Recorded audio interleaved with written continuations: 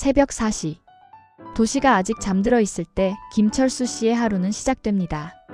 57세. 택배 기사 경력 15년. 그의 손등에는 수많은 상처가 있었습니다. 무거운 짐을 나르며 생긴 굳은 살, 한여름 뜨거운 철문에 데인 화상 자국, 겨울 한파에 갈라진 피부. 하지만 그는 단 한 번도 불평하지 않았습니다. 아들 녀석, 대학 졸업하고 이제 좋은 회사 다니잖아. 조금만 더 힘내면 돼. 그렇게 스스로를 다독이며 오늘도 100개가 넘는 택배 상자를 싣습니다. 철수 씨에게는 자랑스러운 아들이 있었습니다. 김민준. 28세, 국내 중견 IT 기업 테크노비전의 프로젝트 매니저. 명문대를 졸업하고 성실하게 일해서 얻은 자리였습니다. 아버지는 항상 말했습니다. 민준아, 아빠는 네가 세상에서 제일 자랑스럽다. 내가 못 배워서 택배 일밖에 못하지만 너는 달라. 너는 당당하게 살아라. 하지만 민준은 알고 있었습니다. 아버지가 얼마나 대단한 사람인지. 새벽부터 밤까지 쉬는 날도 없이 일하는 아버지. 한 번도 힘들다는 말을 하지 않는 아버지. 자신의 학비와 생활비를 위해 모든 것을 희생한 아버지. 민준에게 아버지는 세상 그 누구보다 존경스러운 사람이었습니다. 그리고 6개월 전 민준은 사랑하는 사람을 만났습니다. 박지은. 같은 회사 마케팅팀 대리. 똑똑하고 밝고 따뜻한 사람. 두 사람은 금방 사랑에 빠졌고 결혼을 약속했습니다. 하지만 민준은 몰랐습니다. 이 행복한 시간이 곧 그의 인생에서 가장 고통스러운 순간으로 바뀔 것이라는 것을. 일부 상견례 전날. 아빠, 내일 잘 부탁드려요. 민준이 전화기 너머로 조심스럽게 말했습니다. 아이고, 걱정 마라. 아빠가 실수할까봐 그러나? 하. 철수 씨는 밝게 웃었지만 사실 속으로는 걱정이 많았습니다며. 상대 집안이 좀 잘 산다고 들었는데 내가 택배기사라는 거 알고 뭐라 할까? 하지만 겉으로는 내색하지 않았습니다. 아들이 걱정할까봐. 그날 밤 철수 씨는 옷장 깊숙이 보관해둔 양복을 꺼냈습니다. 10년 전 민준 대학 입학식 때 맞춘 양복.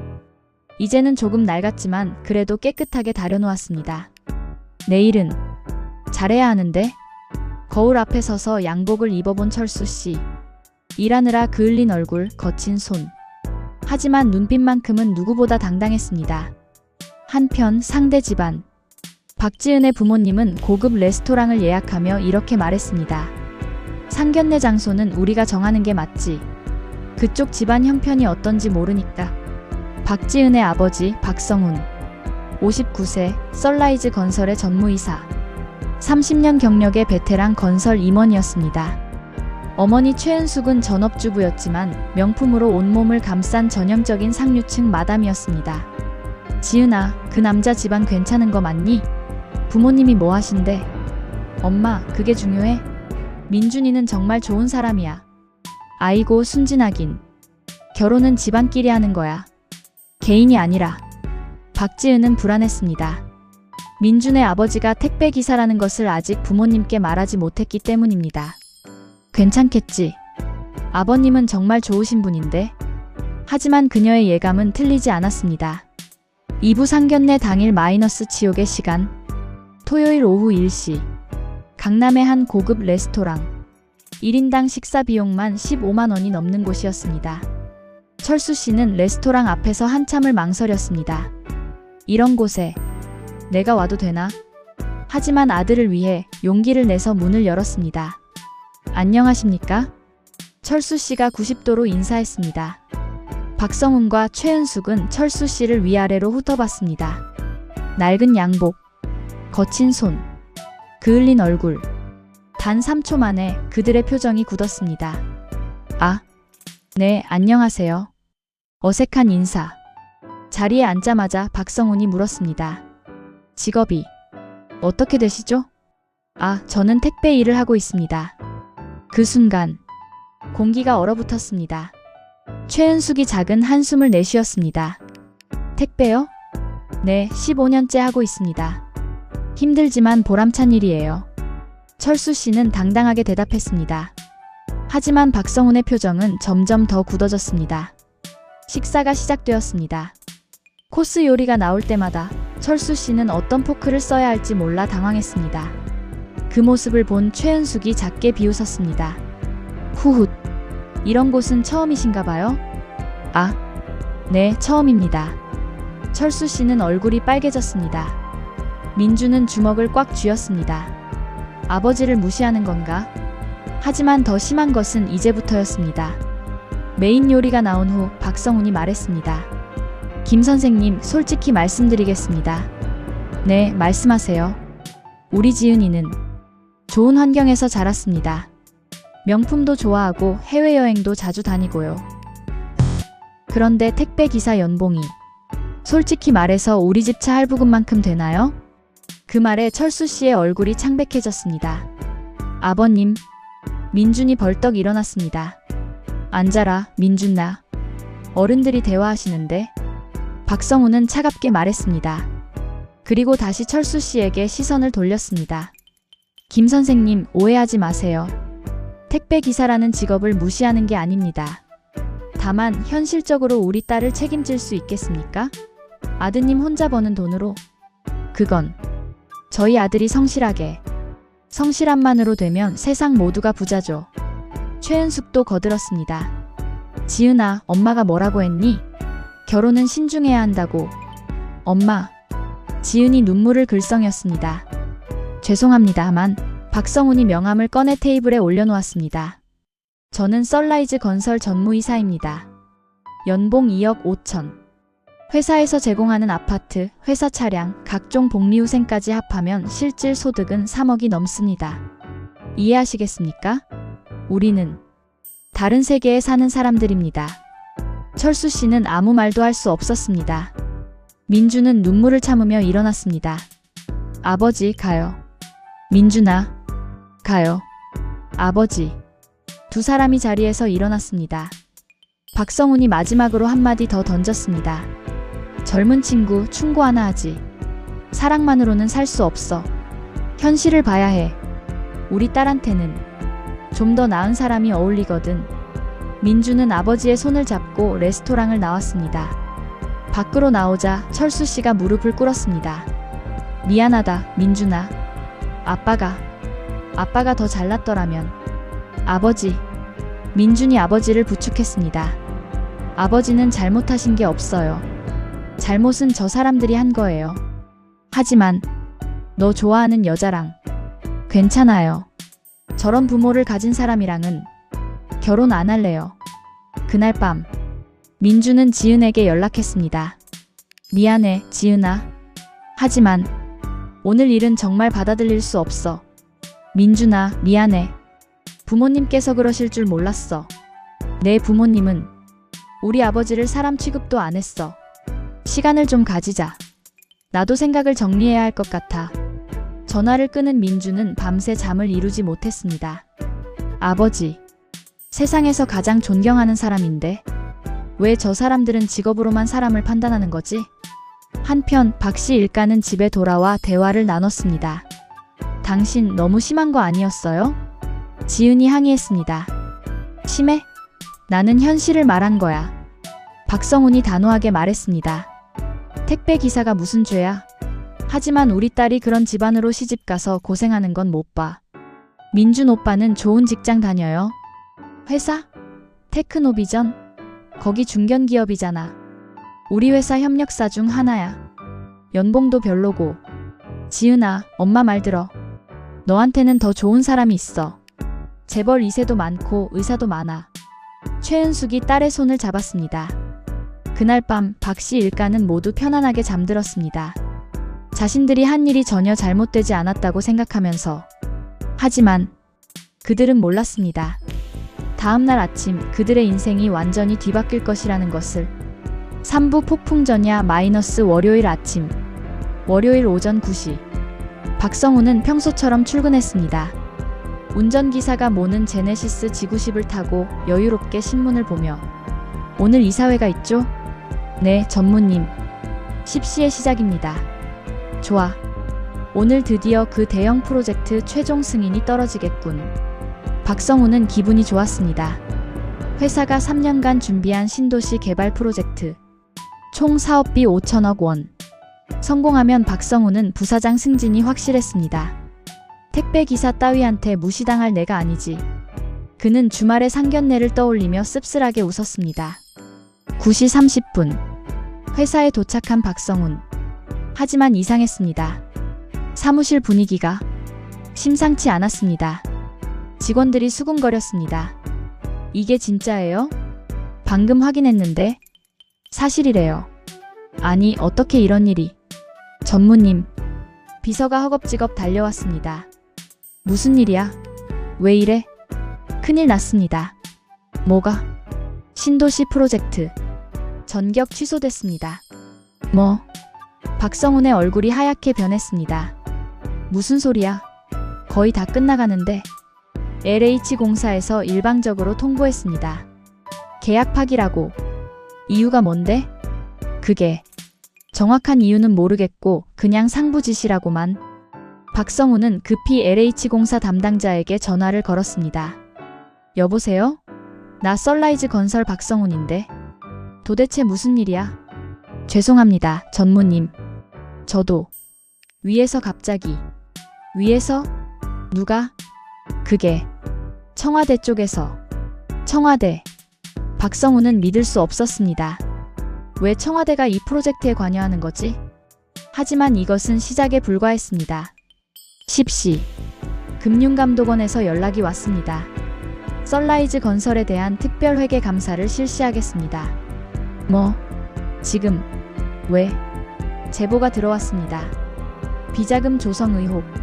그건 말도 안 돼. 11시. 국세청에서 연락이 왔습니다. 세무조사 들어갑니다. 이게 무슨. 12시. 고용노동부에서 연락이 왔습니다. 불법 파견 근로 의혹으로 조사하겠습니다. 1시간 사이에 금융감독원, 국세청, 고용노동부 세 곳에서 동시에 조사가 시작됐습니다. 이건 우연이 아니었습니다. 누군가 의도적으로 썬라이즈 건설을 무너뜨리려 하고 있었습니다. 박성훈은 식은땀을 흘렸습니다. 도대체 누가? 왜? 오후 2시. 사장실로 호출됐습니다. 박 전무. 사장의 목소리는 차가웠습니다. 주말에 무슨 일 있었나? 예. 무슨 말씀이십니까? 누구 건드렸어? 솔직히 말해. 오늘 이 난리가 우연이겠어? 박성훈은 아무 말도 할 수 없었습니다. 주말에 만난 사람들. 택배 기사와 그의 아들뿐이었습니다. 설마 그 사람들? 아니야, 말도 안 돼. 택배 기사가 무슨 힘이 있다고? 하지만 그의 생각은 곧 산산조각 났습니다. 오후 3시. 회사 모든 임원들이 긴급 소집됐습니다. 스크린에 한 장의 문서가 띄워졌습니다. 대한민국 조달청. 썬라이즈 건설 향후 3년간 모든 공공사업 입찰 참가 금지. 침묵. 회의실을 가득 채운 무거운 침묵. 썬라이즈 건설의 매출 중 60%가 공공사업이었습니다. 이 조치는 사실상 회사를 죽이는 것과 같았습니다. 이게 도대체. 사장이 중얼거렸습니다. 그 순간 사장의 휴대폰이 울렸습니다. 발신자 건설협회 회장. 여보세요? 박 사장, 나야. 회장님. 자네 회사 큰일 났더군. 그게 어떻게? 내가 몇 군데 알아봤어. 자네 회사 누군가가 작정하고 무너뜨리려고 하는 것 같아. 누가? 왜? 그게 내가 들은 바로는. 회장이 한숨을 쉬었습니다. 자네네 전무. 박성훈 말이야. 그 친구가 주말에 누군가를 건드렸다던데. 그건 상대가 누군지 모르겠지만 아주 무시무시한 사람인 것 같아. 말도 안 됩니다. 택배 기사였습니다. 고작 택배 기사가 무슨. 택배 기사? 회장이 웃었습니다. 쓴 웃음이었습니다. 자네, 사람을 겉모습만 보고 판단했군. 이 바닥에서 30년 일했으면 알아야지. 진짜 큰 손들은 절대 겉으로 드러내지 않아. 그게 무슨. 더 이상은 모르겠네. 하지만 박 사장, 자네 회사. 이번엔 심각해. 전화가 끊겼습니다. 사장은 박성훈을 노려봤습니다. 박 전무. 당장 설명해. 저는 주말에 누굴 만났어. 그냥 아들 결혼 상견례였습니다. 상대가 누구야? 택배 기사였습니다. 택배 기사? 사장이 미간을 찌푸렸습니다. 이름이 뭔데? 김철수라고. 그 순간 사장의 얼굴이 창백해졌습니다. 뭐라고? 김철수입니다. 미쳤어. 그 사람을 건드렸단 말이야. 예, 아십니까? 아냐? 설마.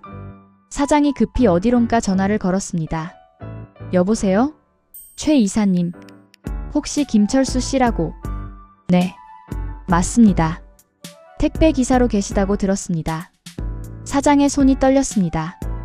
네, 알겠습니다. 죄송합니다. 전화를 끊은 사장. 그는 박성훈을 보며 한숨을 쉬었습니다. 박전무. 자네, 건드리면 안 되는 사람을 건드렸어. 그게 무슨. 당장 가서 사과해.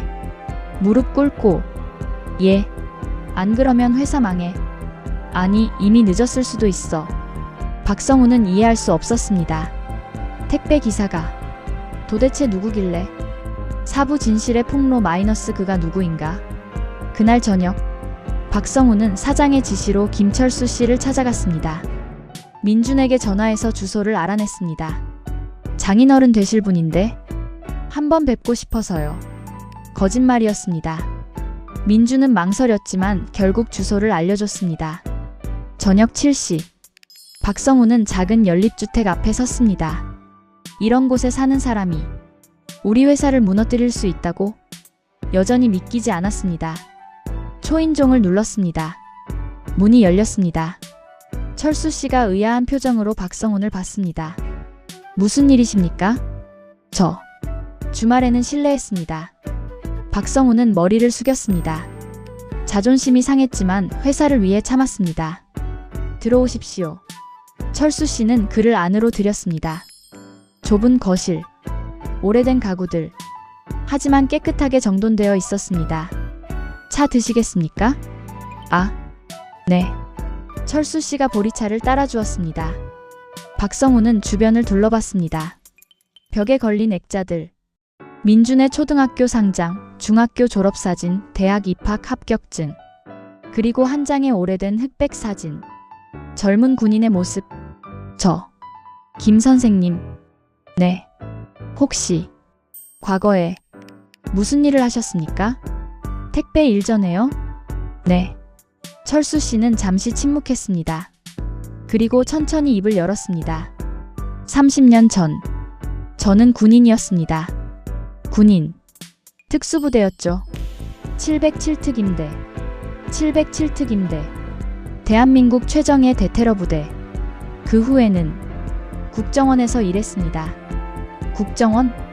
박성훈의 얼굴이 창백해졌습니다. 10년간 해외 공작을 담당했죠. 중동, 동유럽, 아프리카. 그러다가 작전 중 부상을 입었습니다. 철수 씨가 바지를 걷어 올렸습니다. 무릎 아래에 큰 흉터가 있었습니다. 총상이었습니다. 재활하는데 2년 걸렸죠. 그때 와이프가 아프다는 소식을 들었습니다. 암이었어요. 철수 씨의 목소리가 떨렸습니다. 결국 일을 그만둬야 했습니다. 가족을 돌봐야 했으니까. 와이프는 2년 후 세상을 떠났습니다. 민준이가 겨우 10살 때였죠. 박성훈은 숨을 죽이고 들었습니다. 그때부터 저는 택배 일을 시작했습니다. 왜? 다른 일은? 다른 일? 뭘 할 수 있겠습니까? 철수 씨가 쓸쓸하게 웃었습니다. 국정원에서 했던 일은 이력서에 쓸 수도 없습니다. 기밀이니까. 게다가 아들을 돌봐야 했습니다. 시간이 자유로운 일이 필요했죠. 그래서 택배를. 네. 새벽에 일하고 민준이 학교 갈 때 챙겨주고 다시 일하고. 철수 씨는 차를 한 모금 마셨습니다. 15년. 그렇게 살았습니다. 하지만 후회는 없습니다. 철수 씨가 민준의 사진을 바라봤습니다. 제 아들이 건강하게 바르게 자랐으니까요. 박성훈은 아무 말도 할 수 없었습니다. 그런데 박 전무님. 철수 씨가 그를 바라봤습니다. 왜 오셨습니까? 그게 혹시 회사 일 때문입니까? 철수 씨는 이미 알고 있었습니다. 저는 비록 택배 기사지만 철수 씨가 천천히 말했습니다. 30년간 쌓은 인맥은 그대로 있습니다. 국정원 동기들, 선후배들. 지금 그들은 청와대, 국회, 재계, 언론 각계각층에 있습니다. 박성우는 등골이 오싹해졌습니다. 제가 전화 한 통만 하면 철수 씨는 말을 멈췄습니다. 그리고 부드럽게 웃었습니다. 하지만 저는 그런 거 안 합니다. 원래. 다만 철수 씨의 눈빛이 날카로워졌습니다. 제 아들을 상처 주는 건 참을 수 없습니다. 죄송합니다. 토요일에 민준이가 얼마나 힘들어했는지 아십니까? 그 애가 밤새 울었습니다. 아버지 때문에 자기가 무시당했다고, 자기 때문에 내가 창피를 당했다고. 철수 씨의 목소리가 떨렸습니다. 27년간 저를 위해 모든 걸 참아온 아이입니다. 단 한 번도 아빠 직업 때문에 창피해라는 말 안 한 아이예요. 그런 아이를 당신들이 무너뜨렸습니다. 박성우는 고개를 숙였습니다. 정말 죄송합니다. 사과는 저한테 하는 게 아닙니다. 제 아들에게 하십시오. 철수 씨가 일어났습니다. 그리고 박 전무님. 네. 회사 일은 제가 한 게 아닙니다. 예. 제가 누군가에게 부탁한 적 없습니다. 박성우는 혼란스러웠습니다. 그럼 누가? 철수 씨가 설명했습니다. 제 동기 중에 청와대 비서관이 있습니다. 그 친구가 우연히 민준이 SNS를 봤답니다. 민준이가 올린 글. 박성우는 깨달았습니다. 민준이가 토요일 밤에 올린 글. 아버지는 세상에서 가장 위대한 분입니다. 하지만 어떤 사람들은 직업으로만 사람을 판단하네요. 그 글을 본 친구가 화가 났나 봅니다. 그래서 제게 전화했죠. 형님이 무슨 일 당하셨냐고. 저는 괜찮다고 했습니다. 그냥 넘어가자고. 하지만 제 친구들이 움직였나 봅니다. 철수 씨가 한숨을 쉬었습니다. 국정원 동기들이 얼마나 의리가 강한지 저도 잊고 있었네요. 박성우는 이제야 모든 것을 이해했습니다. 왜 갑자기 금융감독원, 국세청, 고용노동부가 동시에 움직였는지, 왜 청와대에서 프로젝트를 취소시켰는지, 왜 조달청에서 입찰 금지 조치를 내렸는지, 모든 것이 이 사람의 옛 동료들이 한 일이었습니다. 복수가 아니라 동료를 지키기 위한 움직임. 저희 회사를 살려주십시오. 박성훈이 무릎을 꿇었습니다. 제가 잘못했습니다. 정말 죄송합니다. 일어나십시오. 철수 씨가 그를 일으켰습니다. 제가 말했잖습니까? 저는 아무것도 안 했다고. 하지만 제 친구들에게 부탁은 할 수 있습니다. 회사는 살려달라고. 감사합니다. 정말 감사합니다. 대신 철수 씨의 눈빛이 단호해졌습니다. 제 아들에게 사과하십시오. 진심으로. 네, 당연히. 그리고 따님께도 말씀하십시오. 결혼은 집안끼리 하는 게 아니라 사람과 사람이 하는 거라고. 당신 따님이 정말 민준이를 사랑한다면 우리를 무시한 부모를 설득했어야죠. 철수 씨는 쓸쓸하게 웃었습니다. 저는 그런 며느리 원치 않습니다. 박성우는 아무 말도 할 수 없었습니다.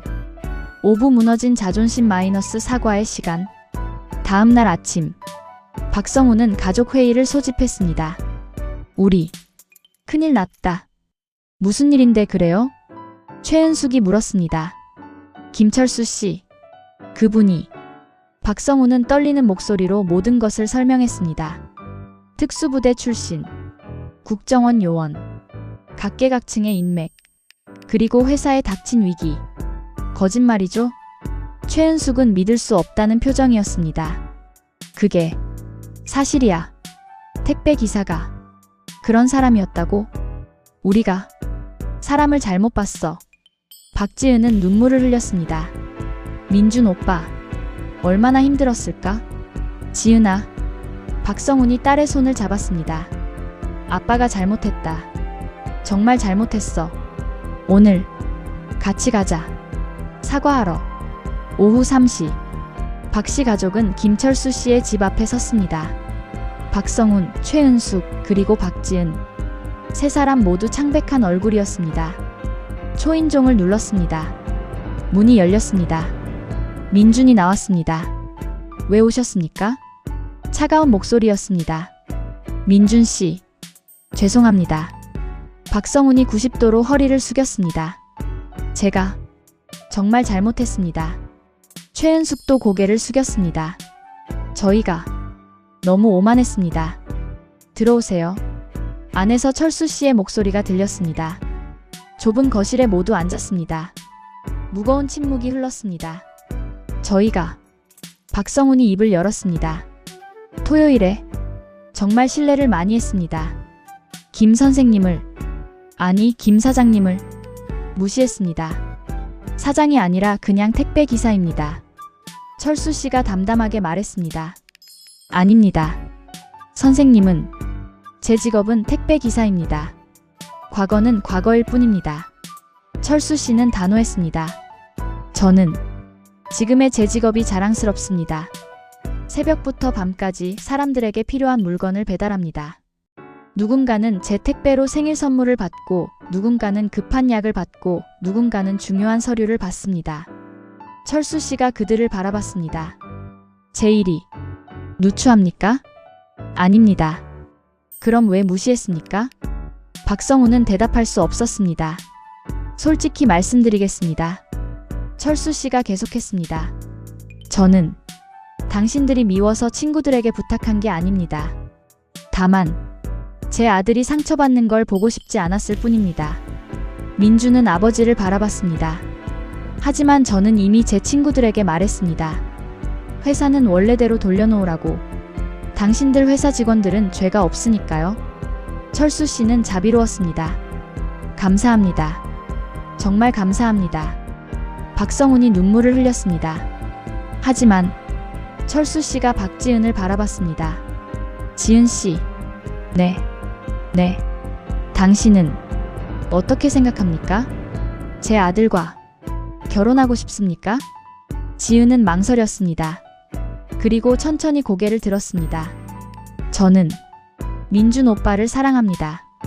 부모님이 뭐라고 하셔도 저는 민준 오빠와 결혼하고 싶어요. 토요일에는 왜 아무 말도 안 했습니까? 철수 씨의 질문에 지은은 고개를 숙였습니다. 죄송해요. 저도 부모님이 무서워서.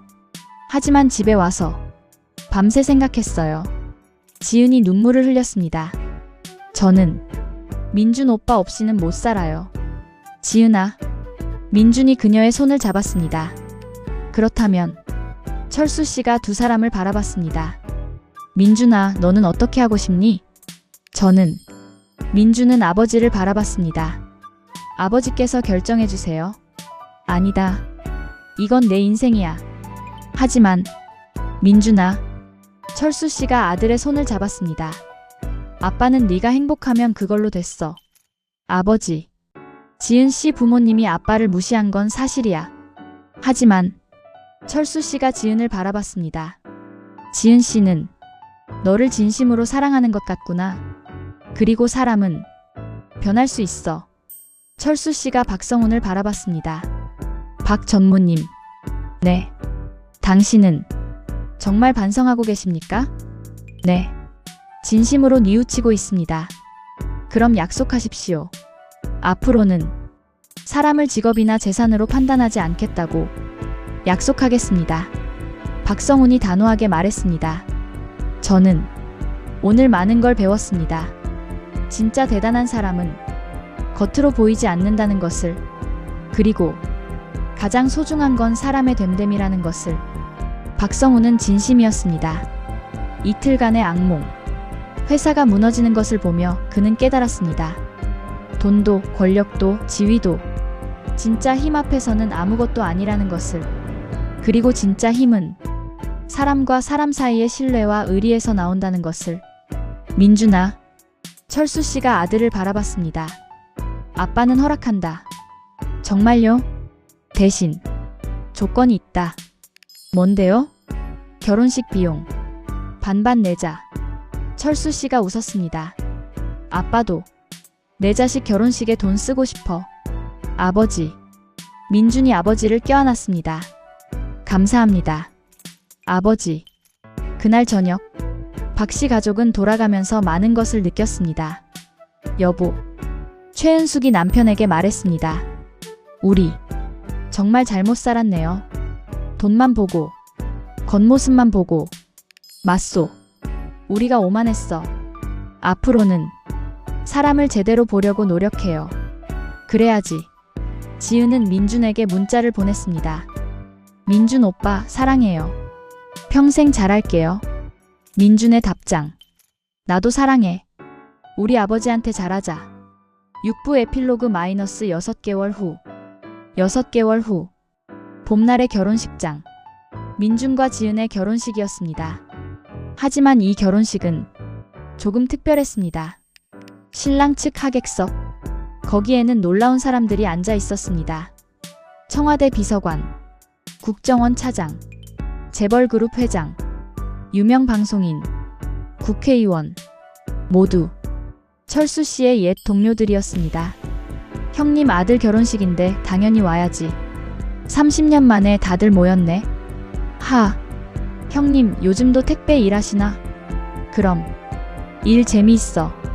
철수 씨는 옛 동료들과 즐겁게 대화했습니다. 신부 측 하객석. 박성우는 신랑 측 하객들을 보며 식은땀을 흘렸습니다. 저 사람들이 다 김 사장님 친구들이라고? 내가 정말 어마어마한 사람을 건드렸구나. 식이 시작되었습니다. 신랑 신부 입장. 민준은 아버지와 함께 입장했습니다. 철수 씨는 깨끗한 턱시도를 입고 있었습니다. 거친 손이지만 당당한 걸음걸이. 하객들이 박수를 쳤습니다. 줄의 말씀이 시작되었습니다. 신랑 아버님께서는 특수부대 출신이시며 국가를 위해 헌신하신 분입니다. 그리고 지금은 택배 기사로 일하시며 이 사회에 작지만 중요한 역할을 하고 계십니다. 진정한 영웅은 화려한 옷을 입지 않습니다. 주례가 철수 씨를 바라봤습니다. 진정한 영웅은 우리 곁에서 묵묵히 자기 일을 하는 사람입니다. 하객들이 다시 박수를 쳤습니다. 특히 신랑 측 하객들의 박수가 컸습니다. 식이 끝난 후 철수 씨는 박성훈에게 다가갔습니다. 사돈 어른. 아, 네, 사돈 어른. 6개월 동안 많이 변하셨더군요. 회사에서 존중 경영을 시작하셨다면서요? 직원들 처우 개선하시고. 박성훈은 고개를 끄덕였습니다. 예, 제가 깨달은 게 많아서요. 잘하셨습니다. 철수 씨가 그의 어깨를 두드렸습니다. 사람을 소중히 여기는 경영자. 그게 진짜 리더입니다. 감사합니다. 덕분에 저도 많이 배웠습니다. 우리 아이들 잘 부탁드립니다.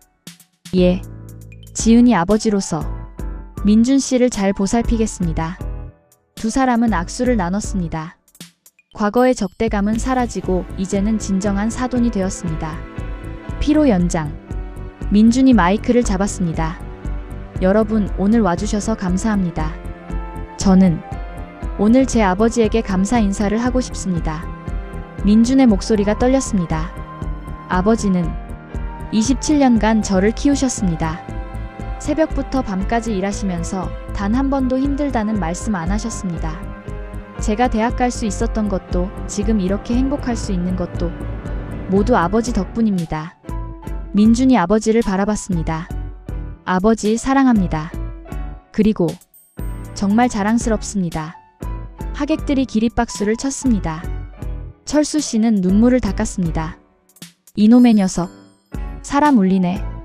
그날 밤 파티가 끝나고 철수 씨는 혼자 밖으로 나왔습니다.